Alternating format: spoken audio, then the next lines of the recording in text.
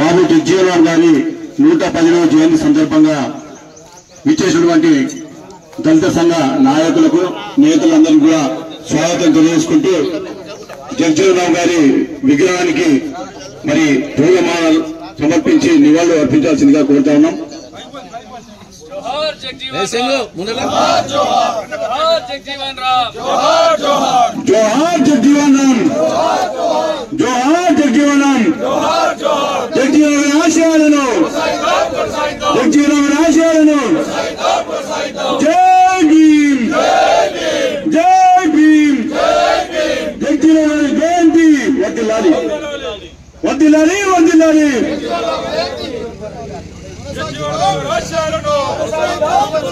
కొనసాగిద్దాం, కొనసాగిద్దాం, కొనసాగిద్దాం, కొనసాగిద్దాం. కూర్చోవాలి. ఒక 10-15 నిమిషాల్లో కార్యక్రమం అయిపోతుంది. నేను ముందే చెప్పినట్టు మహనీయులను ఆదర్శంగా తీసుకొని మన భవిష్యత్తును తీర్చిదిద్దడానికి వారి ఆశయాలను పునికి పుచ్చుకొని ముందుకెళ్లాలనే ఉద్దేశంతో మహానుభావుల జయంతి వర్ధంతి కార్యక్రమాలు చేస్తుంటాం. దాంట్లో భాగంగానే ఈరోజు గన్పూర్ నియోజకవర్గ కేంద్రంలో ప్రభుత్వ కార్యాలయాల కాంప్లెక్స్ లో మరి గొప్పగా మనము 2016లో ఏర్పాటు చేసుకున్న బాబు జగ్జీవన్ రామ్ విగ్రహానికి పూలమాలలు సమర్పించి 117వ జన్మదిన వేడుకలను మనం అందరం కూడా జరుపుకుంటున్నాం. మన వాళ్ళందరూ కూడా చెప్పిళ్ళు ఈరోజు చాలా గొప్పగా ఇక్కడ అన్ని రాజకీయ పార్టీలకు సంబంధించిన నాయకులు అందరూ వచ్చారు. పార్టీలు ఎప్పుడు కూడా స్వాస్థ్యం కాదు, 100% కులం అనేది స్వాస్థ్యం. కులం ఎప్పుడు మారదు. ప్రజాస్వామ్యంలో రాజకీయ పార్టీలు సందర్భాలను బట్టి, నాయకులను బట్టి, పరిస్థితులను బట్టి మారుతుంటాయి. అది మనమే మొదలు పెడుతున్నది కాదు. ఇది బాబు జగ్జీవన్ రామ్ కాంచెలు మొదలు పెడితే, ఇందిరాగాంధీ నుంచి మొదలు పెడితే అనేక మంది రాజకీయ నాయకులు అనేక సందర్భాలలో పార్టీలు మారడమో లేదా పార్టీ పేరు పెట్టుకొని మళ్ళీ కొత్త ఆర్గనైజేషన్ మొదలు పెట్టడం జరిగింది. సో దాంట్లో భాగంగా గత 15-20 రోజులు లేదా నెల రోజుల నుండి మన ప్రాంతంలో చాలా అన్యాయం జరిగింది. చాలా చాలా చాలా చాలా చాలా మాదిగలకు తెలంగాణ మొత్తంలో అన్యాయం జరిగింది. వెరసి గణపురంలో ఎక్కువగా జరిగింది. నష్టం జరిగిందని ఒక పక్క కృష్ణమాదిగా, రెండో పక్క మోదుగుబెల్లి నరసింహులు, మూడో పక్క మీ అందరి నాయకుడిగా డాక్టర్ రాజయ్య ఎంత గొప్పగా మాదిగ అస్తిత్వం కోసం, మాదిగ ఉనికి కోసం, మాదిగ ఆత్మగౌరవం గురించి అనేక వేదికల మీద, చర్చా వేదికల మీద, బహిరంగ సభల్లో ధీటుగా మాట్లాడిన దాని విషయంకి వచ్చినప్పుడు ఒక పక్క కృష్ణమాదిగా, ఇంకో పక్క నేను 100%. మా కోతుకు వెళ్ళి అప్పుడప్పుడు పక్క నుండి తందానే టైప్ ఉండే. ఎందుకు ఆ మాట అంటున్నానంటే అంత ఘనము కొట్లాడినప్పటికీ కూడా ఇప్పుడున్న రూలింగ్ గవర్నమెంట్ కాంగ్రెస్ ప్రభుత్వం టికెట్ ఇచ్చే క్రమంలో కావచ్చు, మంత్రి పదవులు ఇచ్చే కార్యక్రమంలో కావచ్చు, ఇక ముందు మళ్ళా మంత్రి పదవులు ఇచ్చే విషయంలో కూడా మళ్ళా మాదిగలను పక్కకు పెట్టి మాలలకు ప్రాధాన్యత పుట్టొచ్చినట్టు కనబడతా ఉన్నది. అప్పటికే కేబినెట్ లో ప్రసాద్ కుమార్ స్పీకర్ గా అత్యున్నత స్థానము మాల, ఉప ముఖ్యమంత్రి మాల, అదేవిధంగా మోచికి సంబంధించిన మరి రాజనరసింహ మాదిగ ఉపకులానికి సంబంధించిన వాడు. అస్సలు సిసలైన మాదిగ బిడ్డలు ఈరోజు తెలంగాణలో 33,32,1700 మంది దాకా ఉంటే వారికి మాత్రం కేబినెట్ లో స్థానం లేదు. అదేవిధంగా ఎంపీలన్నీ ఇస్తారని చెప్పేసి మీరు అనుకున్నట్టు ఎంతో సమర్థులు మాదిగలు ఉన్నా కూడా పార్టీలు గుర్తించాలి, అండర్లైన్ చేసుకోవాలి. ముఖ్యంగా కాంగ్రెస్ పార్టీ అక్కడ వంశీ వెంకటస్వామి వివేక్ డాక్టర్ వంశీ వివేక్ కుమారుడు వెంకటస్వామి మనమడు అక్కడ ఆయనకి ఇచ్చారు. అదేవిధంగా మనకి మహబూబ్ నగర్ లో మల్లు రవికి ఇవ్వడం జరిగింది. ఇక్కడ బైన్లా అని చెప్పుకునే ఒక మహిళకి ఇవ్వడం జరిగింది, మాదిగలకు ఇవ్వలే. ఇది ఒక గణపురం నియోజకవర్గానికే నష్టం జరగలే. అభివక్త వరంగల్ జిల్లా మొత్తంలో ఉన్న మాదిగలందరూ కూడా నష్టపోయిళ్ళు. సోషల్ జస్టిస్ అంటే సామాజిక న్యాయం జరగలే. ఎంత కొట్లాడాలో కృష్ణమాదిగా కులపరంగా కొట్లాడిండు. నేను మొదటి నుండి కులపరంగా పార్టీ పరంగా 2 రకాలుగా కొట్లాడినాం. అయినప్పటికీ కూడా పాలక పక్షాలు కావచ్చు, అగ్రవర్గాలు పోషిస్తున్న అన్ని రాజకీయ పార్టీలు మాదిగలను చిన్న చూపు చూస్తున్నాయి. ఇది ఇప్పుడే కాదు, ఆనాటి రోజులలో కూడా.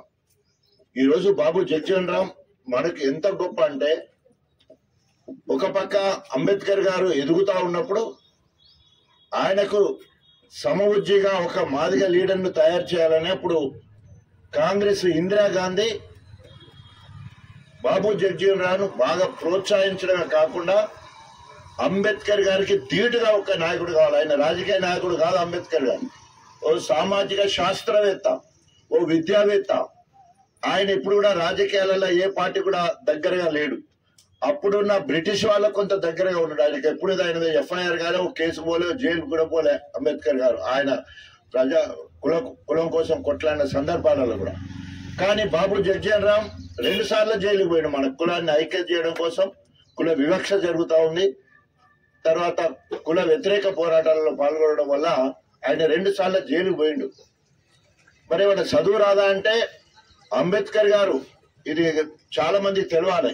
ఇవాళ నిజంగా మనం అందరం చాలా బీదోళ్ళం. చాలా మటుకు మన అయ్యలు చదువుకోలే, మా అయ్య చదవలే, మా అవ్వ చదవలే, మేనమామలు చదవలే, నా తర్వాత చెల్లెళ్ళే చదవలే. కానీ అంబేద్కర్ వాళ్ళ నాన్న చదివిండు బాగా. బాబు జగ్జీవన్ వాళ్ళ నాన్న కూడా చదివిండు. ఇద్దరు కూడా ఆ రోజులలోనే ఉద్యోగస్తులు. వాళ్ళు సైనిక ఉద్యోగులు. అంబేద్కర్ వాళ్ళ నాన్న సైనిక ఉద్యోగుడు, ఇటు బాబు జగ్జీవన్ వాళ్ళ నాన్న కూడా సైనిక ఉద్యోగుడు. చదువుకున్న వాళ్ళు అప్పుడే. దాదాపు ఇదేమో 117 సంవత్సరాల కింద, అది 135 సంవత్సరాల కింద. ఎందుకు ఈ మాట చెప్తున్నానంటే, అంత గొప్ప. అది మొదటి వరుస అయితే, 2వ తరంకి వస్తే అంబేద్కర్ గారు ఇంగ్లీష్ మీడియం, 10th డిగ్రీ మొత్తం చదువంతా మొత్తం కూడా ఇంగ్లీష్ మీడియం. బాబు జగ్జీవన్ రామ్ కూడా ఇంగ్లీష్ మీడియమే. High school English medium, degree English medium. High స్కూల్లో క్లాస్ ఫస్ట్, బిఎస్సి బనారస్ యూనివర్సిటీలో చేస్తాడు, అక్కడ ఇంగ్లీష్ మీడియం. ఎందుకు ఈ మాట చెప్తున్నంటే, మనము ఎంత వెనుకబడి ఉన్నాం, విద్యలో వెనుకబడి ఉన్నాం, రాజకీయ పదవుల్లో వెనుకబడి ఉన్నాం, రకరకాలుగా వెనుకబడి ఉన్నాం మనం. బాబు జగ్జీవన్ రామ్ ఎంత గొప్ప రాజకీయవేత్త అయితే, మన వాళ్ళు చెప్పిన దాంట్లో కొంచెం తప్పులు ఉన్నాయి. దాదాపు ప్రపంచం మొత్తంలో 50 సంవత్సరాలు చట్టసభలలో ఉన్నది ఏకైక వ్యక్తి ఆయన బాబు జగ్జీవన్ రామ్ గారు. 50 సంవత్సరాలు నిరంతరంగా. అంటే 1935లో మొదటిసారి ఎమ్మెల్సీ, తర్వాత ఎమ్మెల్యే, తర్వాత వరుసగా ఎంపీలు అయిపోయి మొత్తము 50 సంవత్సరాలు చట్టసభల్లో ఉన్న ఏకైక, మొత్తం అగ్రకులాలు, బీసీలు అందరిలో కలిపి ఏకైక రాజకీయవేత్త. 50 సంవత్సరాలు నిరంతరంగా. 34 సంవత్సరాలు కేబినెట్ మంత్రి కంటిన్యూస్. ఒక్క లాల్ బహదూర్ శాస్త్రి ప్రధానిగా ఉన్న సమయం తప్ప మొత్తం కూడా 34 సంవత్సరాలు ప్రధానమంత్రి. అదేవిధంగా 1936 నుండి 1986 చనిపోయే నాటి వరకు 50 సంవత్సరాలు ఆయన ప్రజాప్రతినిధినే. అంటే చట్టసభలో ఎమ్మెల్సీ గాని, ఎమ్మెల్యే గాని, ఎంపీ గాని, కేబినెట్ మంత్రిగా ఉన్న గొప్ప నాయకుడు. మరి ఎక్కడ వివక్ష అంటే, ఇందిరాగాంధీ నిరంకుశ పాలన చేస్తా ఉంది. ఇందిరాగాంధీ ఎమర్జెన్సీ తీసుకొచ్చి అనేక అక్రమాలకు పాల్పడ్డదని చెప్పేసి దళితుడిగా, మాదిగ బిడ్డగా చెమరుగా మరి ఇందిరాగాంధీని వ్యతిరేకించి 1977లో కాంగ్రెస్ ఫర్ డెమోక్రసీ ఆర్జే కాంగ్రెస్ జే జగజీవన్ రామ్ ఆ రకంగా విభేదించి మరి ఆయన బయటికి పోయి ఇందిరాగాంధీని విభేదించి బయటికి పోయిండు. జనతా పార్టీలో ఒక ముఖ్య భూమిక పోషించి ఆనాడు మరి జయప్రకాష్ నారాయణ ఆధ్వర్యంలో మరి జనతా పార్టీ బాస్గా ఆయన ఉంటే ముగ్గురు ప్రధానమంత్రిగా పోటీకొచ్చిండు. ఒకటి చరణ్ సింగ్, ఇంకోరు మొరార్జీ దేశాయ్, తర్వాత బాబు జగజీవన్ రామ్. వీరు ముగ్గుట్లో జేపీ గారు ఎవరి పేరు చెప్పిండంటే మన మొరార్జీ దేశాయ్ పేరు చెప్పడంతో ఆయన ప్రధానమంత్రి అయింది. అప్పుడు వివక్ష ఉండి తప్పదు కదని 6వ ఫింగర్ లెక్క ఏంటిది ఉప ప్రధాని అనేది సృష్టించి మొట్టమొదటిసారిగా ఉప ప్రధాని భారతదేశంలో అప్పటి వరకు ఉప ప్రధాని లేదు, ఇప్పటి వరకు కూడా ఉప ప్రధాని లేదు. ఆయన కోసమే సృష్టించబడ్డ పోస్టు ఉప ప్రధాని. 2 సంవత్సరాలు మరి 2 సంవత్సరాలు 77 నుంచి వెళ్ళి 79 వరకు 2 సంవత్సరాలు మరి ఉప ప్రధానిగా పనిచేసిన తర్వాత మళ్ళా లుకలుకలు స్టార్ట్ అయ్యి ఇందిరాగాంధీ మళ్ళా నాటకం ఆడి ఏం చేసింది, చరణ్ సింగ్ నువ్వు బయటికి రా, మొత్తం నీకు సపోర్ట్ చేస్తా అని చెప్పేసి నాటకం ఆడి నేను సపోర్ట్ చేస్తానని ప్రకటించింది. చరణ్ సింగ్ ను ప్రధానమంత్రిగా ప్రకటించిన తర్వాత ప్రధానమంత్రి నెల దాటక ముందే ఆయన ఏమంటారు చట్టసభల్లో ఆయన సంఖ్యాబలాన్ని చూపించుకోవాలా. కానీ ఆ బలానికి మళ్ళా ఇందిరాగాంధీ మళ్ళీ సపోర్ట్ వెనుకకు తీసుకున్నది. వెనుక తీసుకోవడంతో ఆయన ప్రధానమంత్రి పోతూ మరి అప్పుడు ఎవరు మన నీలం సంజీవారెడ్డి గారు రాష్ట్రపతిగా ఉన్నారు. రాష్ట్రపతి దగ్గర పోయి ఈయన చెల్లలేదు కాబట్టి పోతూ ఏమని చేసిపోయాడు, యాక్చువల్గా అప్పుడు ఆయన ఎప్పుడైతే బల నిరూపణ చేసుకోలేదో వేరే వాళ్ళకి అవకాశం ఇవ్వాల. కానీ ఆయన అగ్రకులస్తుడు, నీలం సంజీవారెడ్డి కూడా అగ్రకులస్తుడు కాబట్టి వెంటనే చరణ్ సింగ్ ఏదైతే పార్లమెంట్ రద్దు చేస్తున్నాం ఎలక్షన్లు పోతామని చెప్పకనే దాన్ని ఆమోదించండి. కానీ యాక్చువల్ గా వేరే వాళ్ళని పిలవాల్సి ఉండే, పిలిచేది ఉంటే అప్పుడు తొలి ప్రధానమంత్రిగా దళితుడు బాబు జగజీవన్ రామ్ ప్రధానమంత్రి కావాల్సిన ఆవశ్యకత ఉండే, అవసరం ఉండే. అంత సీనియారిటీ ఉన్న నాయకుడే లేదు. చదువు లేదా, సబ్జెక్ట్ లేదంటే ఇంగ్లీష్ చిన్నప్పటికాంచి చదువు ఉన్నది, సీనియారిటీ ఉన్నది. అనేక రకాలుగా మరి అనేక ఉద్యమాలు చేసి స్వతంత్ర ఉద్యమంలో కూడా పాల్గొన్న స్వతంత్ర సమర యోధుడు ఆయన. మరి ఆఖరికి ఏమైపోయిందంటే ప్రధానమంత్రి కాకుండా పోయిండు, ఉప ప్రధానిగానే ఆయన జీవితం ఎండైంది. కానీ మళ్ళీ ఎలక్షన్లు వచ్చినాయి 80లో, 1980 ఎలక్షన్లు వచ్చినాయి. మళ్ళా ఇందిరాగాంధీ బ్రహ్మాండమైన మెజార్టీతో గెలిచింది. ఈయన మళ్ళీ ఎంపీగా గెలిచిండు. కానీ జనతా పార్టీ ఓడిపోయింది, కాంగ్రెస్ గెలవడంతో మళ్ళా ఇందిరాగాంధీ ప్రధానమంత్రి అయింది. అంటే చరిత్ర ఇది. 86లో మళ్ళీ జూలై 6వ తారీఖు మరి వారు చనిపోవడం జరిగింది. ఎందుకు ఈ మాట చెప్తున్నానంటే వివక్ష అనేది కానీ అణిచివేత కానీ ఇప్పుడు కాదు, ఇప్పటి నుంచో ఉన్నది. 140 సంవత్సరాల కింద ఏదైతే ఉన్నదో ఇప్పటి వరకు కూడా అలాగనే ఉన్నది. వీటన్నిటినీ అధిగమించి మనం ముందుకు పోవాల్సిన అవసరం ఉన్నది. ఇది చరిత్ర, ఇలా ఏది అబద్ధం చెప్పేది ఏం లేదు. ఇప్పటి వరకు కూడా జరుగుతున్నది. రాజకీయ పార్టీలన్నీ కూడా అగ్రవర్గాల చేతిలో ఉన్నాయి. మనం ఆఖరికి ఏం చూస్తాం, బీఫామ్ ఎవరిస్తారని చూస్తాం. మనకి ఎంత బలం ఉన్నా కూడా బీఫామ్ ఇవ్వకపోతే గెలిచేది ఎక్కడ ఉంటుంది? మన కుల పోరాటాలు ఆత్మగౌరవ పోరాటాలుగానే మిగిలిపోతాయి, రాసిపెట్టుకోండి. ఎందుకంటే ఈరోజు మన మాదిగలమే, మనమే, ఎవరి రాజకీయ పార్టీలు వాళ్ళకు ఉన్నాయి. ఆత్మగౌరవం కోసం అందరం ఒకటవుతాం. ఒక కాకి ఏదైనా అయితే అన్ని కావు అన్నట్టు గట్ల కాకుల దగ్గర ఒక్కడవుతాం. కానీ అరే సిగ్గు శరం లేకుండా కడియం శ్రీరామ్ ఇన్నిసార్లు బయల్లో కూడా కాదట బీసీ అని తిడితే ఆయన ఏం పడిపోయే పరిస్థితి ఉన్నాయంటే ఇంతకంటే ఏం కావాలి?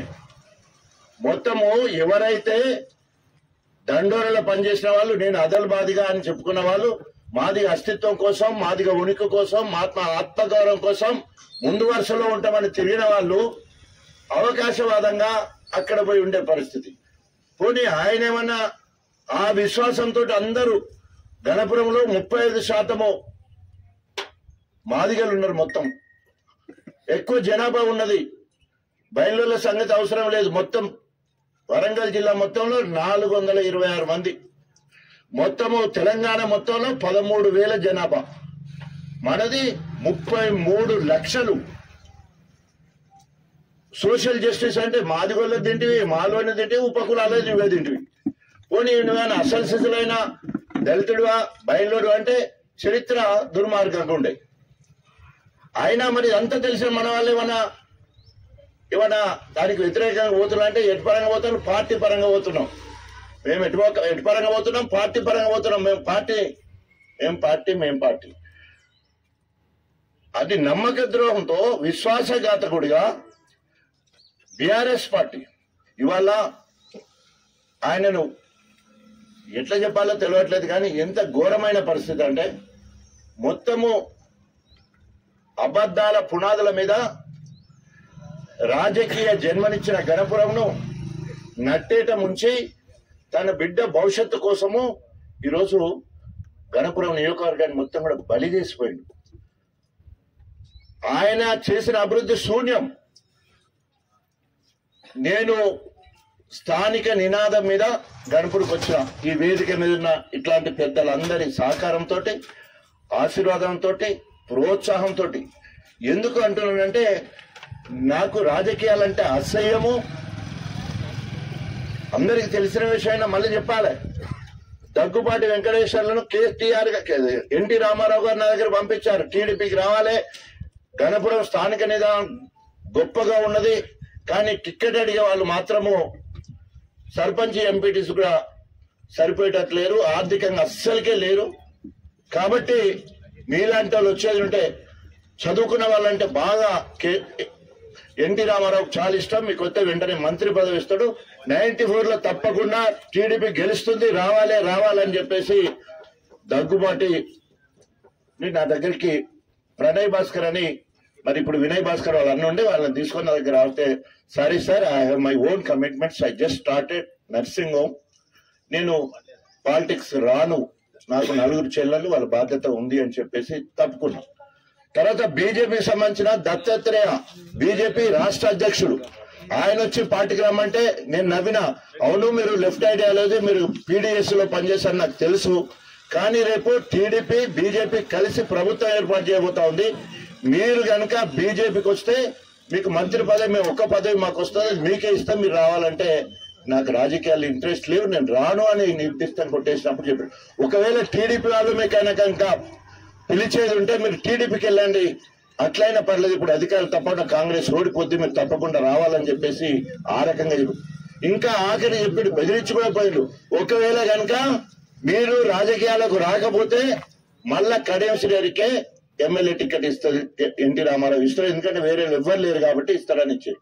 సో ఆ రకంగా కడియం శ్రీహరికి మరి ఏదో అంటారు కదా, మనం అందరం వద్దంటే ఓ మోటు భాష తంతే గారెల బుట్టలో పడ్డాడు.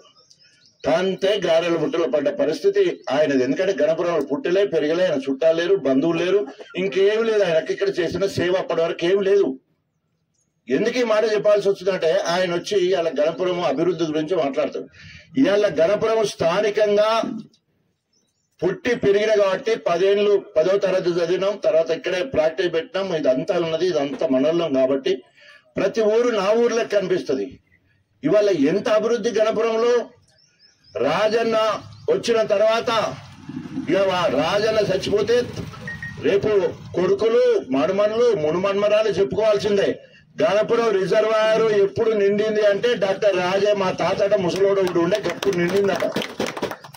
మొత్తం అనుకున్నాం కట్టినప్పుడు ఎప్పుడైనా మత్తడి పడతా అనుకున్నాం, 2 సార్లు మత్తడి కూడా పడ్డది. Dharmasagar reservoir, station Ghanpur reservoir, Ashwapalli reservoir, Gandi Ramarao reservoir, Navapeta reservoir, Uppugalli reservoir. ఎప్పుడైనాయి అంటే 100% డాక్టర్ రాజయ్య తట్ట మట్టి తీసిండు, అదే విధంగా నీళ్లు చెర్లకిప్పిండు, తూము నుండి నీళ్లు బయటికి తీసడానికి నీరటుంది. ఆయన ఎక్కడన్నా తట్ట మట్టి తీసిన పరిస్థితి, రూపాయి శాంక్షన్ చేసిన పరిస్థితి, అదే విధంగా లేకపోతే నీళ్లు విదిన పరిస్థితి ఉండేది ఉంటే మనం దేనికంటే దానికి సిద్ధం. ఇరిగేషన్ రంగంలో ఇవాళ నెంబర్ 1 ఉన్నదంటే నా భూతో నా భవిష్యత్. మాదిగా వాడు ప్రతి బిడ్డ కూడా గొప్పగా చెప్పుకోవాల్సిన అవసరం ఉంది. రాజన్న అంటే ఇష్టం లేకపోవచ్చు, రాజన్న అంటే ఏమంటారు కుళ్ళు కుతంగా ఏదన్నా జలసి ఉండొచ్చు కాక, కానీ రిజర్వాయర్లన్నీ ఎప్పుడు వచ్చినాయి అంటే డాక్టర్ రాజయ్య ఎమ్మెల్యే ఉన్నాడు, అక్కడ వైఎస్ రాజశేఖర రెడ్డి గారు ఉన్నప్పుడు రాజన్నే ఉన్నాడు, ఇక్కడ కేసీఆర్ ఉన్నప్పుడు రాజన్నే ఉన్నాడు. కాబట్టి ఇది అమలైనవి. ఇవాళ 1,50,000 ఎకరాలకు నీళ్లు ఇచ్చే కెపాసిటీ గణపురంలో ఉన్నదంటే మాదిగవాడు వల్లనే మీరందరూ కూడా గొప్పగా చెప్పుకోవాల్సిన పరిస్థితి. ఎందుకంటే మీరు లేకపోతే నేను లేను, నేను రాజకీయాలకు రాను. మీరు లేకపోతే మీరు కావచ్చు, మీ అయ్యలు కావచ్చు, మీ తాతలు కావచ్చు, పిలిస్తే రాజకీయాలు ఇష్టం లేకున్నా కూడా జాతీయ స్థాయిలో ఉత్తమ పిల్లల డాక్టర్ గా మొత్తము వరంగల్ జిల్లా మొత్తంలో నెంబర్ 1 ప్రాక్టీస్ గా మొట్టమొదటి పిల్లల నర్సింగ్ హోమ్ పెట్టి అది మొత్తం కూడా వదిలిపెట్టేసి ఈ తుచ్చ రాజకీయాలకు వచ్చి అనేక రకాలుగా ఇబ్బందులు, అపనిందలు, ఆరోపణలు అనేక రకాలుగా బాధపడుతున్నా కూడా చెట్టుకు కాయలు బాగుంటేనే దెబ్బలు బాగా తగులుతాయనే ఒక సిద్ధాంతాన్ని తీసుకొని ఆ రకంగా ఎన్ని అవమానాలు వచ్చినా కూడా తట్టుకొని మీ ఆశీర్వాద బలంతోనే 11,700, మీ ఆశీర్వాద బలంతోనే 33,000, మళ్ళీ ఆశీర్వాద బలంతోనే 58,000, మళ్ళీ మీ ఆశీర్వాదంతో 37,000. ఎవరికైనా ఇక్కడ గెలిచిన వాళ్ళకి ఎవరికైనా ఆ మెజార్టీ వచ్చిందంటే మాల నుంచి గెలిచిన ఎవరు మా గోక రామస్వామి గారు మొదటిసారి 6,000తో గెలిచిండు, తర్వాత మాత్రము జస్ట్ 600 ఓట్లతో 630 ఓట్లతో గెలిచిండు. అది ఖతం అయిపోయింది.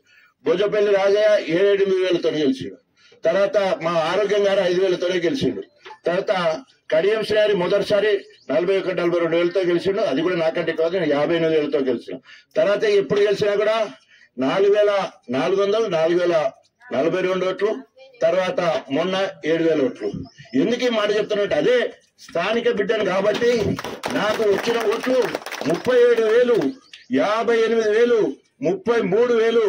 కడియం శ్రేణి నా మీద 2 సార్లు గెలిచిండు 4,000 తోడి. నేను అప్పుడే ఛాలెంజ్ చేసిన, నేను గణపురం నియోజకవర్గం పుట్టిన మగ బిడ్డనైతే మొగాన్ని అయ్యేది ఉంటే అధిగమించి గెలుస్తా, నీ 2 సార్ల కంటే అధిగమించి గెలుతానే మహాకూటం ఉండగా కూడా నీ 4,000, 8,000 అయితే నేను 11,000 పైచిలుకుతోటి మొదటిసారి కాంగ్రెస్ పార్టీ ద్వారా మహాకూటం ఓడగొట్టడం జరిగింది.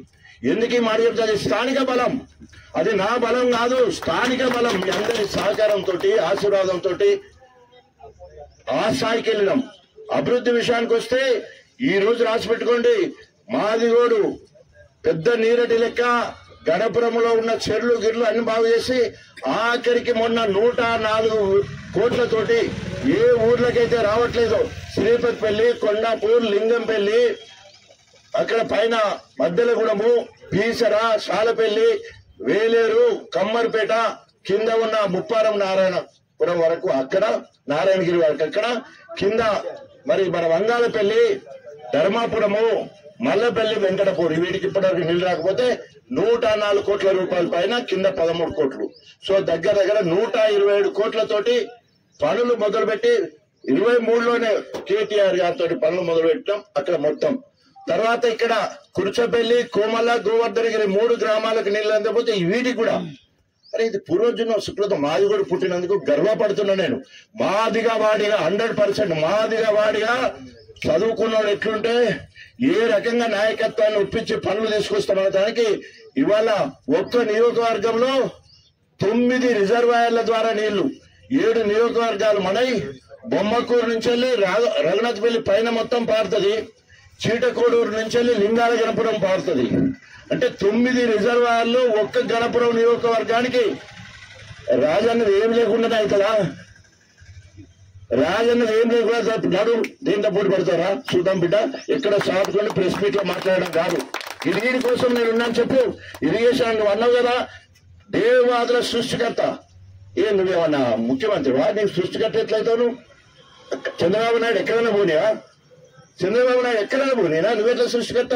సిగ్గుండి వద్దు చెప్పుకునే దానికి. ఎవరికో పుట్టిన బిడ్డ నాకు పుట్టిందని ఎంత గలీజుగా ఉంటుందో ఆయన చేసే పనులన్నీ అట్లే ఉంటాయి. ఆయన పోయి అది గ్రేట్ అనుకుందాం. ఆయన పోయి 2003లో అక్కడ ఆగమేఘాల మీద పోయి శిలాపాలకాలు వేసి అప్పుడు టీఆర్ఎస్ పార్టీ లోకల్ బాడీ ఎన్నికలకు వెళ్తాను పోయి శిలాపాలకాలు వేస్తే 17 నెలలైనా తట్ట మట్టి తీయకపోతే పిండాలు పెట్టాం. నిజమే అని అంటాను, పిండాలు పెట్టండి మరి పెట్టినా, నువ్వు ఇది చేయలేదు కాబట్టి పెట్టినా. తర్వాత ఎవరు వచ్చేసారు? కాంగ్రెస్. నేను కాంగ్రెస్ లో ఉన్నప్పుడు నేను కాంగ్రెస్ లో ఉన్న వైఎస్ రాజశేఖర్ దగ్గరుండి 2 ప్రాజెక్టులను 2 భాగాలు చేయడం జరిగింది. ఒకటి దీర్ఘకాలిక ప్రణాళిక, రెండవది సూక్ష్మ ప్రణాళిక. అంటే 18 నెలలనే పూర్తి చేయాలన్న దాంట్లో దేవాదులను పెట్టించగలిగిన నేను. వేరే పెద్ద పెద్ద SRSP కానీ మిగతా అని అది 2 నెలలు, 2 ఏళ్ళు, 3 ఏళ్ళు, 5 ఏళ్ల ప్రణాళికలు ఉంటే 18 నెలల్లో పూర్తి చేసే ప్రాజెక్టుకు మంజూరు చేయించి పనులు జరిగేటట్టు చేసింది ఇక్కడ గణపురం నుంచి లేను. వైఎస్ రాజశేఖర రెడ్డి దగ్గరికి ఎంత దగ్గరగా ఉండేదో మీకు అందరూ కూడా తెలుసు. ఎందుకు ఈ మాట చెప్తున్నంటే, ఆనాడు అంత గొప్పగా పనులు మొదలుపెట్టి పొన్నాల లక్ష్మయ్య నేను గణపురము పంప్ హౌస్ దగ్గర నుంచి వెళ్ళి అక్షరాపల్లకు నీళ్లు ఎత్తేటప్పుడు బంగారు కడియాలు పెట్టారండి మాకు. నీకెక్కడ పెట్టిళ్ళు? మైలారంలో పెట్టిళ్ళు. పర్వతగిరి మైలారం ఏమో ఏ మండలం కిందకొస్తుంది? రేగొండనా పర్వతగిరా? రాయపర్తి మండలం మైలారంలో పెట్టింది. ఎందుకంటే నీ సూపర్ ఎప్పుడంటే నీకు ఇక్కడ పెట్టాలి కదా. నీకు బంగారు కడియం కాదు, ఎండి కడియం ఏమైనా పెట్టాలి కదా, లేదా సొట్ట పెట్టాలి కదా. ఎవరు పెట్టలేదు కదా. నీకు ఎందుకు పెట్టలేదు? మీరు ఏం చేయలేదు కాబట్టి, ఏమీ చేయలేదు కాబట్టి నీకు పెట్టలే. నెంబర్ 1 ఇరిగేషన్ లా, నెంబర్ 1 గణపురం మాదిగ బిడ్డగా మీరందరూ తయారు చేసిన నాయకుడిగా మీరు భవిష్యత్తులో రాబోయే 10 తరాలకు చెప్పుకునే విధంగా గణపురం చెరువు ఎండదు, గణపురం చెరువు ఎండదు, గణపురానికి కరువు ఉండదు. ఇది చరిత్ర రాసిపెట్టుకోండి. చెరువు ఎండదు ఇక రాసిపెట్టుకోండి. గణపురం చెరువు ఎండదు. ఇది ఇరిగేషన్ లో. రెండవది రవాణా రంగం. ఇవాళ రైల్వే ఫ్లైఓవర్ ఎవరిది? తాత తీసుకొచ్చిందా? నేనే ఉద్యోగం చేసిన, నేనే పునాది వేసిన. కేటీఆర్ తో ఇనాగ్రేట్ చేయాల్సి ఉండే రాలే, నేనే ఇనాగ్రేట్ చేసిన. ఫ్లైఓవర్ బ్రిడ్జ్ ఇది పెద్ద నెక్లెస్ లాగా ఖమ్మం వరకు పోయేదానికి లింక్. ఇది ఫ్లైఓవర్, అండర్ పాస్, ఇక్కడ నష్కల్లా అండర్ పాస్, ఫ్లైఓవర్ బ్రిడ్జ్. ఇది తాత చేసిండా? ఏమన్నా పర్వతగిరి నుంచి వచ్చి నీ ముత్తాతలు చేసిండా? ఏమన్నా ఇక్కడ ఎవరు చేసాడు? మొత్తము గణపురంలో ఏమంటారు డివైడర్ ఏర్పాటు చేసుకొని, రోడ్డు వైడనింగ్ చేసుకొని, పట్టణ వాతావరణం తీసుకొని దీన్ని మున్సిపాలిటీ చేద్దామంటే సిగ్గు శరం లేకుండా తన పిల్లలను తనే తినే ఒక పాము లెక్క. ఒక్కొక్కసారి ఆకలి అయితే దాని తోకనే నోట్లో పెట్టుకుని తిన్నట్టే. అంత దుర్మార్గుడు. మున్సిపాలిటీ వద్దంటే ఆపేస్తాడు, డిగ్రీ కాలేజ్ తీసుకొచ్చి ఆపేస్తాడు. నేను వస్తే రావాలంటాడు, లేకపోతే రావద్దంటాడు. ఎంత విశ్వాసఘాతకుడు అంటే, ఇన్నిసార్లు గెలిపించి రాజకీయ భిక్ష పెట్టిందంటాను కదా. నీ గుర్తుగా ఒక్కటన్నా ఉండాలి కదా. ఇగో నేను అంటున్నా, నా గుర్తుగా రైల్వే ఫ్లైఓవర్ బ్రిడ్జి, నా గుర్తుగా స్టేషన్ గన్పూర్ రిజర్వాయర్, నా గుర్తుగా గండి రామారం, నా గుర్తుగా అక్షరాపల్లి, నా గుర్తుగా నవాపేట రిజర్వాయర్, నా గుర్తుగా ఇప్పటికి కూడా మత్తడి పడుతున్నా ఆకేరు వాగి మీద ఉన్న మన ఉప్పుగల్లు రిజర్వాయర్. నీ మార్కు ఒక్కడి చూపించు. ఒకవేళ నువ్వు గణపురంలో ఉన్న రెసిడెన్షియల్ పాఠశాలను ఒక్కడంటే నేను 18 రెసిడెన్షియల్ పాఠశాలను రెసిడెన్షియల్ తీసుకొచ్చాను. 18. తెలంగాణలో మొదటిసారి మాదిగా కాంగ్రెస్ ఎమ్మెల్యేగా ఉండి జై తెలంగాణ అంటూ 18 మంది ఎస్ఐలు, 8 మంది సిఐలు నా ఎంబడి ఉంటే, ఒక పక్క తెలంగాణ అంటున్న టీఆర్ఎస్ నా ఎంబడి పడతా ఉన్నారు. శిలాపలకాలు లేకపోతే విద్యాలయాలు రాదని చెప్తే మొత్తం పోలీసులు ఎంబడి టీఆర్ఎస్ ఎంబడి పడతాంటే కూడా ఎక్కడెక్కడైతే శిలాపలకాలు పడ్డాయో తెలంగాణ మొత్తంలో 32 చూస్తే మన 18 అలా 32 ముందుగా సాంక్షన్ వాటిలో 18 మన గణపురం నియోజకవర్గానికే ఇవాళ రెసిడెన్షియల్ పాఠశాలలు కమ్ డిగ్రీ జూనియర్ కాలేజీలు. అదేవిధంగా మహిళ కావాలి, డిగ్రీ కళాశాల కావాలని 2 సార్లు విద్యాశాఖ మంత్రి. సిగ్గుండాలని ఇవాళ నమ్ముతాడు. మీరందరూ ఇవాళ ముఖం పోతే ఊచబుద్ధి అవుతుంది. ఏం చేయాలి చెప్పా? వాడిని ఎట్లా నమ్మకం పోవాల్తుంది, ఎట్లా ఉంటాడు, వాడిని ఎంబడెట్లా తిరుగుతాడు, వాని కథ ఏంది, వాని కార్యక్రమం ఏంది, ఎందుకు భాష అంటుందంటే, అరే నువ్వు ఇప్పుడు ఇవాళ నేను డాక్టర్ను సావు నోట్లో తలబెట్టి హెల్త్ యూనివర్సిటీ తీసుకురావాలంటే హెల్త్ యూనివర్సిటీ తీసుకొచ్చిన భాష అంటే అదే మాదిగోడు. అంటే మాదిగోని పట్టు ఎట్లుంటదంటే, నువ్వు ఏమని వాళ్ళు రియలైజ్ కావాలి, రాజే కరెక్టేనా. హెల్త్ యూనివర్సిటీ ఉన్నంత కాలం, కాకతీయ మెడికల్ కాలేజ్ ఉన్నంత కాలం డాక్టర్ రాజే. సూపర్ స్పెషాలిటీ హాస్పిటల్ 150 కేంద్ర ప్రభుత్వం దగ్గర పోయి మాట్లాడి ఇలా super speciality hospital Kakatiya medical back side వచ్చింది, అది డాక్టర్ రాజయ్య.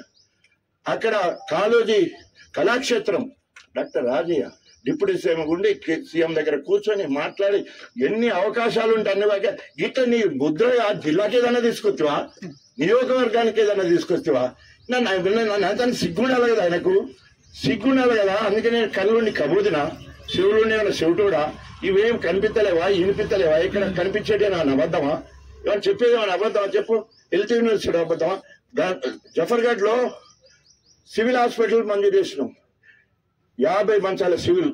ఇక్కడ 100 బెడ్లు గణపూర్కి ఇవ్వాలి, లేదు ఇప్పుడు 2500 పెద్ద హాస్పిటల్ 24 ఫ్లోర్ల తోటి వరంగల్ అయితే 50 సరిపోతుంది అంటే, సార్ అట్లా కాదు, నియోజకవర్గం మీరు మాట ఇచ్చిండు 100 మంచాలు ఇవ్వాలంటే 100 మంచాలు అప్పటికప్పుడు జియో ఇచ్చిండు కేసీఆర్ గారు. అది తీసుకొస్తే నాది అంటాడు. ఏం చెప్పాలి చెప్పు? ఈ వాళ్ళతో ఉండడం కన్నా సిగ్గుండాలి కదా, ఆయన ఎంబడి ఉన్న వాళ్ళకన్నా. మరి అక్కడ అప్పుడే జియో వచ్చే, అప్పుడే పైసలు 37.5 కోట్లు మంజూరు అయ్యే, శిలాపలకి వేద్దామంటే లేదు వచ్చేది మన ప్రభుత్వాన్ని ఆపిత్తివి. మళ్ళీ ఇది కథ. ఇది నేను నా జీవితంలో నేను ఎప్పుడు అబద్ధం అవ్వాలి, అన్ని నిజాలే నేను చెప్పేది, అన్ని నిజాలే. ఆయన మొత్తం పచ్చి అబద్ధం మాట్లాడతాడు, మళ్ళా మా ఎగిరెగిరి పడతాడు. ఏం చేయాలి చెప్పు? ఎండి నాకు ఎగిరెగిరి పడతాను అన్నట్టు ఆయన ఎండిపోయి నాకు ఎగిరెగిరి పడే పరిస్థితి. ఒక్కటి కాదు, ఎందుకు ఇవి చెప్తున్నానంటే, మాదిగా వాళ్ళుగా నేను ఏ పని చేసినా కూడా గర్వపడే పని చేసిన. మీరందరూ కలిసి నన్ను 4 సార్లు తెలంగాణ మొత్తంలో వరుసగా 4 సార్లు గెలిచిన మాదిగా ఎమ్మెల్యే లేడు. మాదిగా వారిగా మీరందరూ గర్వపడే విధంగా తెలంగాణ రాష్ట్ర సాధన కోసం అధికార కాంగ్రెస్ పార్టీ ఎమ్మెల్యే పదవి వదిలిపెట్టేసి తెలంగాణ జెండా పట్టుకున్న, ఆనాడు సదాలక్ష్యం కూడా పట్టుకున్నది మాదిగా మహిళా బిడ్డ. ఆనాడు తెలంగాణ రాలే. నేను అదృష్టవంతుడిని, పట్టినల్లో బంగారమే మయ్యవన్నట్లు ఆశీర్వదించిండు. నా మాదిగ జాతి న్యాయంబడి ఉన్నది కాబట్టి నేను తెలంగాణ జెండా పట్టుకున్నా. తెలంగాణ వచ్చింది, తెలంగాణ వచ్చింది. అందులో మాదిగొల్ల పాత్ర ఉంది. మాదిగొల్ల పాత్ర ఉన్నదానికి ఇవాళ త్యాగం ఎవరు చేసినండి? జూపల్లి కృష్ణరావు ఎక్కడనే మళ్ళీ కాంగ్రెస్ పోయిండు. అంతకుముందు కథం ఓన్లీ అక్కడ అరుణతోటి లొల్లుండి బయటకు వచ్చిండు. అసలు సిసలనే త్యాగం చేసింది గణపురం నియోజకవర్గం. అందుకనే మనకు ఉప ముఖ్యమంత్రి పదవి వచ్చిండు. It's historical event. Who is the first deputy CM of Telangana అంటే సచ్చుకుండా నా పగోడు కూడా డాక్టర్ రాజయ్య అని పెట్టాల్సిందే. లేకపోతే వాడు మార్కు గోవిందా, వాడు కలెక్టర్ నౌకర్ కూడా గోవిందా. ఎందుకు వచ్చిందండి ఇదంతా? ఉట్టినే ఉంటుందా? First deputy CM of Telangana. నీకు అట్లాంటిది ఒక పేరన్నా ఉన్నదా ఎక్కడన్నా? ఏం చెప్పాలి చెప్పు? మొత్తం మనమేమో నిండుకుండేలాగా ఉన్నాం. అదే హెల్తీ గిన్ని నీళ్లున్నాయి, ఓ ఏపడతా ఉంటది, ఏమంటది నిండుకుండ లెక్క. ఇలా రాసి పెట్టుకోండి, గణపురంలో నేను ఎమ్మెల్యే కాకముందు ఎన్ని ఉన్నాయో అన్ని ఫుల్ఫిల్ చేసిన ప్రజల కోరికలు. ఉదాహరణకి కాంగ్రెస్ లో ఉన్నప్పుడు 23,000 ఇండ్లు రాసి పెట్టుకోండి. గణపురం నియోజకవర్గం పుట్టినప్పటి కాంచెల్లి ఇప్పటి వరకు ఎక్కువ ఇండ్లు తీసుకొచ్చింది ఎవరంటే డాక్టర్ రాజయ్య. ఇందిరమ్మ ఇండ్లు, ఏ ఊర్లో ఇందిరమ్మ ఇండ్లు ఉన్నదంటే నా పీరియడ్ లో ఇందిరమ్మ ఇండ్లు వచ్చినాయి. నేను తెలంగాణ కోసము కాంగ్రెస్ పార్టీకి రాజీనామా చేసిన అప్పుడు హౌసింగ్ మినిస్టర్ గా ఉన్న ఉత్తమ్ కుమార్ రెడ్డి రఘునాథ్పల్లికి వస్తే, రాజయ్య నువ్వు మొగాడివయ్యా, నువ్వు రాజీనామా చేసినావు, మేము ఎవరూ చేయలేకపోయినావు, నువ్వు చేసిన ధైర్యాన్ని అని చెప్పి ఒక్క సంతకంతో 13,000 ఇల్లు ఇచ్చిండు. ఆయన కాంగ్రెస్ మంత్రి, నేను బీఆర్ఎస్ ఎమ్మెల్యే. త్యాగానికి గుర్తించి నువ్వు ఒక వరమడుకో ఏదని ఇస్తారంటే నువ్వు ఎన్ని ఇళ్ళు అడుగుతానన్నాడు. ఏఈలు డీఈలు ఎస్సీలు ఉంటే సార్ మనకి ఎన్ని ఇళ్ళు గడపడానికి అవసరం ఉంటాయంటే 13,000 ఇల్లు కావాలంటే అందరికి ఇల్లు పథకం ఎక్కడిది?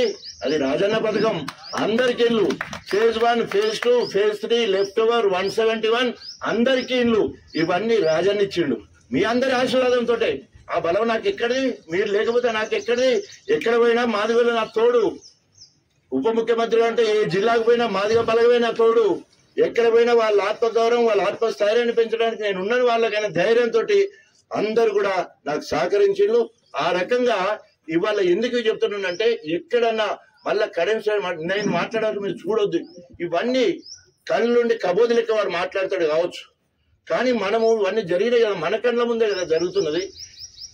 నెంబర్ 1 ఎడ్యుకేషన్ పరంగా ఇవాళ నెంబర్ 1, ఇరిగేషన్ లో నెంబర్ 1, రహదారులు అదృష్టం ఉండాలి. హైదరాబాద్ నుంచి మొదలు పెడితే ఎక్కడికి మొత్తము మన ములుగు వరకు తీసుకున్న తర్వాత ఏం పట్టణం అది? భూపాలపట్నం వరకు ఎక్కడని తీసుకోండి, ఒక ములుగు అడవి తప్ప ఎక్కువ రహదారి పూడుకున్నదంటే గణపురమే. 67 కిలోమీటర్లు. మొన్న కేసీఆర్ దగ్గర చెప్పిన 67 కిలోమీటర్లు వాల్ రైడింగ్ చేసేది ఉంది సార్. కల్లం బ్రిడ్జ్ కంచెలు మొదలు పెడితే ఉడికిచెర్ల వరకు 2 టోల్ గేట్లు నా నియోజకవర్గంలో ఉన్నాయి, 8 ఫ్లైఓవర్ బ్రిడ్జ్లు ఉన్నాయి సార్. మొత్తము ఒక సిస్టమేటిక్ పోవడం వల్ల ఇలా ఇండస్ట్రియల్ డెవలప్మెంట్ అవుతాడు, ఇండస్ట్రియల్ క్యారిడార్ డెవలప్ అవుతాడు. అంటే నీళ్లున్నాయి, రోడ్డు ఉన్నది, విద్యుత్ ఉన్నది. ఈ 3 ఉంటే పరిశ్రమలు వస్తాయి. ఎంతో దీర్ఘకాలికంగా ఆలోచించి రోడ్లు పెట్టడం వల్ల 20-30 లక్షలకి ఎకరం ఉన్నాయి. ఇలా 5 కోట్ల నుంచి వెళ్ళి 10 కోట్ల అండి రోడ్డుకు ధర. ఎక్కడి నుంచి వచ్చింది? రాజన్న ప్రణాళిక లేదా? కనీసం కాళ్ళు అడ్డవేసేదానికి పడుకుతున్న ఎక్కడైనా కాలు పక్క జరిపిండు అయినాడన్నా? ప్రతిదీ అడ్డపడుడే. ఇవాళ రవాణా రంగంలో నెంబర్ 1. ఒక్కసారి ఇక్కడి నుంచి వెళ్ళి ఫ్లైఓవర్ దిగితే జఫర్గఢ్ వరకు ఎంత పెద్ద రూట్? 4 lanes కాదు, 6 lanes.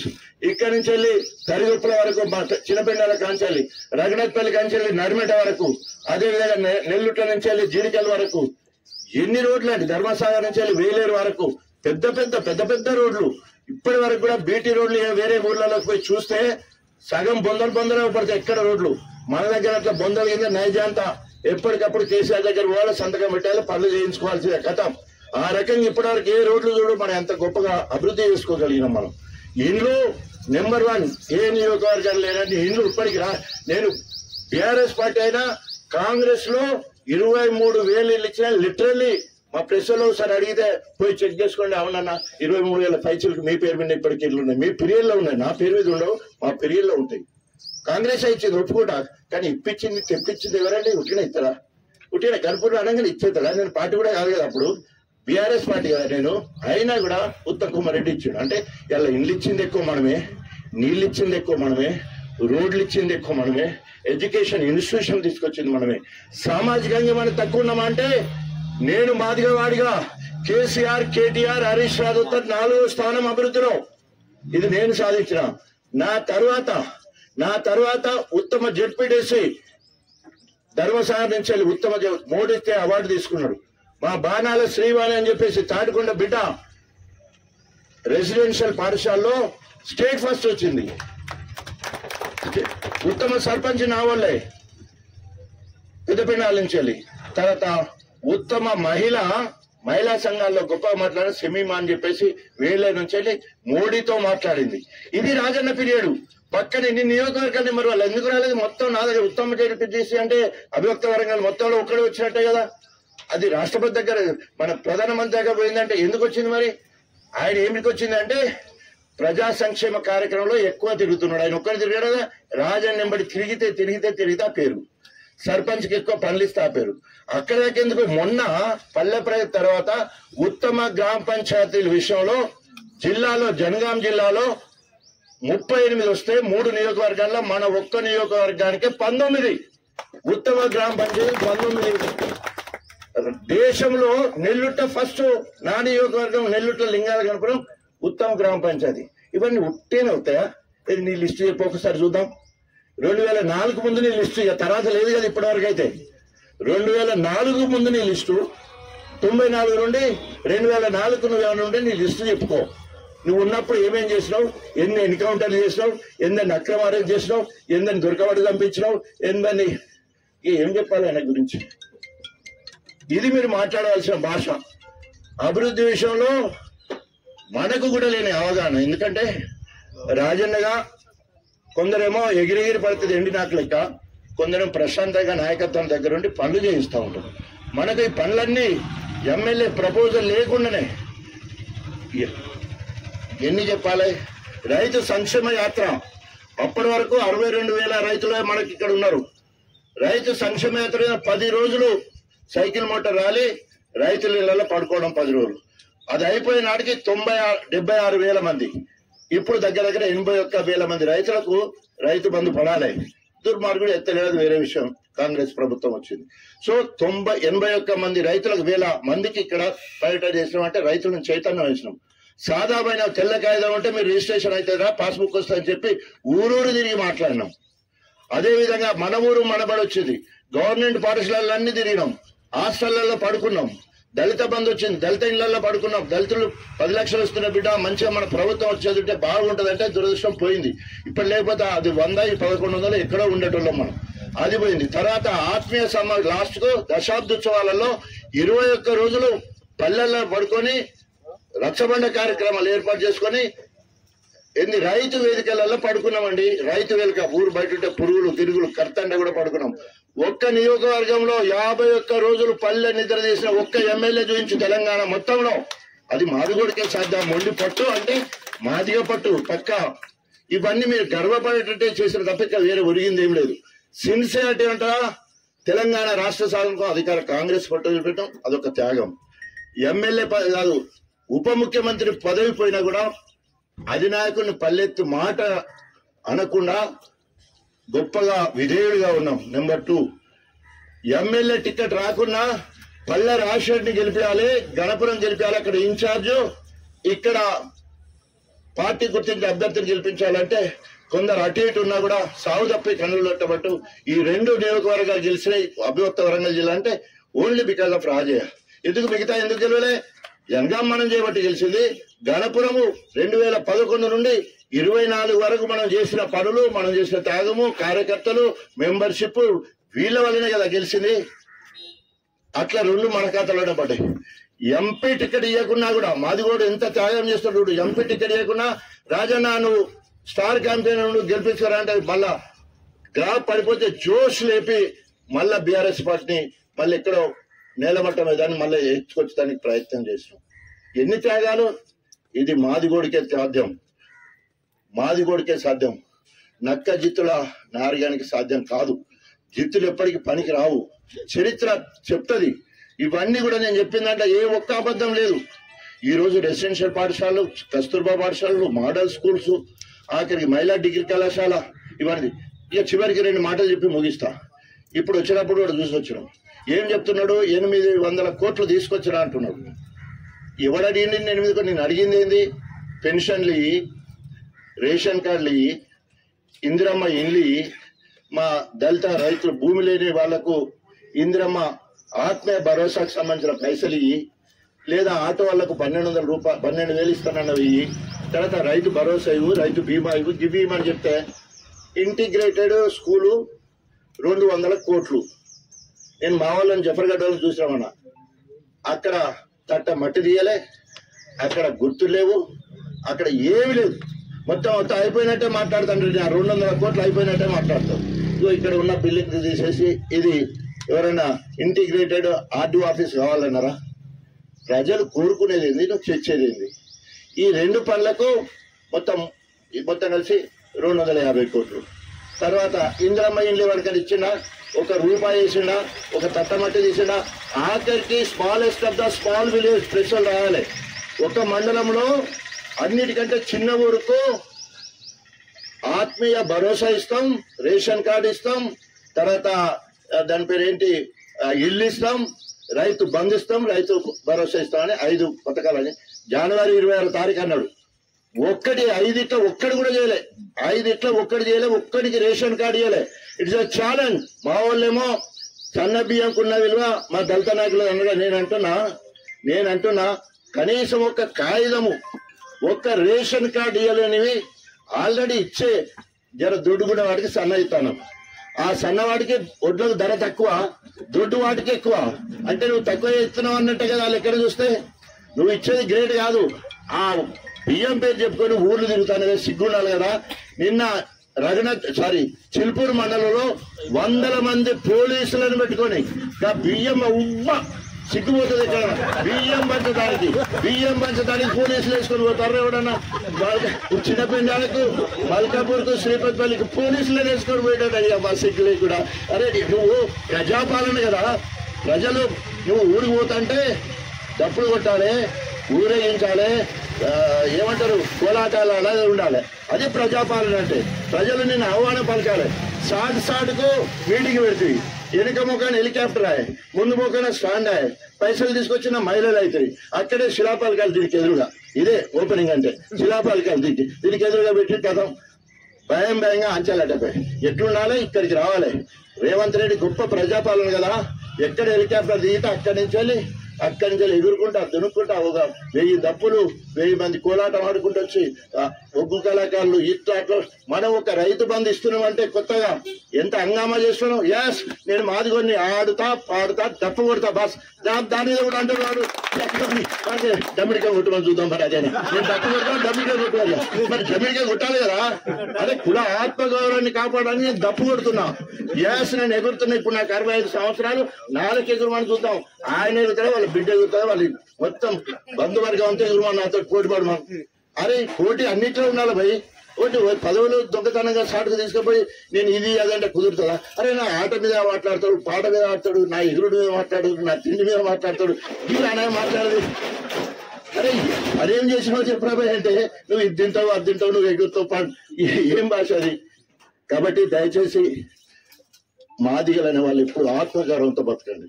నేను చెప్పిన మాట ఏ ఒక్కటి కూడా అబద్ధం కాదు. మీ కళ్ళ ముందు సజీవ సాక్ష్యాలు, ఇవన్నీ కూడా సజీవ సాక్ష్యాలు.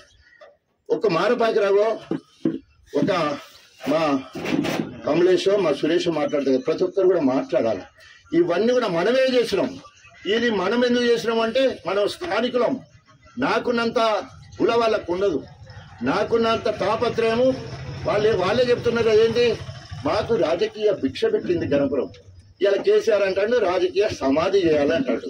మనం రాజకీయ సమాధి చేసడానికి సిద్ధంగా ఉండాలి మాదిగలందరూ. ఎందుకంటే మన నోటికాడి ముక్క మాదిగా ఇందిరా నోటికాడి ముక్క మాదిగా రాజన్న నోటికాడి ముక్క తిన్నాడు, నోటికాడి ముక్క లాక్కున్నాడు. నాదేమో బుక్క గుంజుకున్నాడు, ఆమెది కంచమే గుంజుకున్నాడు,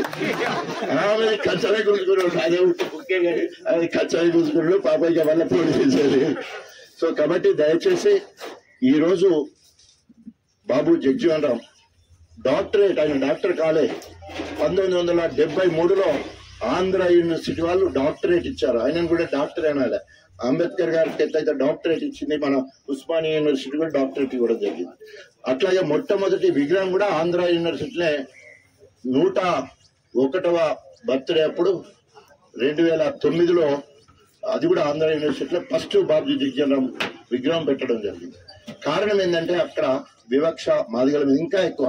కాబట్టి అక్కడ మాదిగలు చైతన్యవంతమై ముందే అక్కడ డాక్టరేట్ ఇవ్వడం, ఆయన విగ్రహాన్ని పెట్టుకోవడం జరిగింది. ఎప్పుడైతే కృష్ణ మాదిగ వచ్చిన తర్వాత తెలంగాణ ప్రాంతంలో ఏ విధంగా అయితే డాక్టర్ భీమ్రావ్ అంబేద్కర్ గారి విగ్రహాలు ప్రపంచం మొత్తంలో ఎక్కువ ఉన్నాయి. సో అట్లా మన విగ్రహాలు మన బాబు జగ్జీవన్ విగ్రహాలే. ఎందుకంటే దళితులకు అంబేద్కర్ గారు బాబు జగ్జీవన్ రామ్ 2 కళ్ళు. సో మన ఇద్దరిని కాపాడుకోవాలనే సమగౌరవంతో అనే ఉద్దేశంతో మరి మెల్లమెల్ల కార్యక్రమం చేసాను. నేను పుట్టిన ఈ గడ్డలో ఉండాలనే ఉద్దేశం 2016లో స్వయంగా పూర్తి ఖర్చు పెట్టేసుకొని కార్యక్రమం చేసుకున్నాం. అదేవిధంగా దండోరాలు ఇప్పుడు కాదు 95-96 ప్రాంతంలో నేను గర్వంగా చెప్పుకుంటున్నా. తెలంగాణ మొత్తానికి అయితే 7 లక్షల రూపాయలు ఖర్చు పెట్టుకున్నాను. ఇప్పుడు కాదు, ఎప్పుడు 95-96లో. అప్పుడు భువనగిరిలో 5,000 ఎకరం అంటే లక్ష రూపాయలకి 20 ఎకరాలు, 5 లక్షలకు 100 ఎకరాలు, 7 లక్షల కంటే 140 ఎకరాలు వచ్చే పరిస్థితి. కేఎల్ఆర్ అని ఒక బోర్వెల్ కంపెనీకి సంబంధించి ఉంటాడు. ఆ సమయంలో ఆయన అక్కడ కొన్నాడు. ఆయన ఇవాళ 2,000 కోట్ల ఆస్తి అయింది. ఆయనకి అదే 5 లక్షలతో కొన్న భూములు ఇలా 22,000 కోట్ల ఆస్తి అయింది. అంటే దేవుడు నన్ను చక్కగా 0 నుంచి మొదలు పెట్టిండి, ఎక్కడికో ఎదిగింది. కాబట్టి వచ్చిన స్థాయి మర్చిపోకుండా ఇప్పటికీ డౌన్ టు ఎర్త్.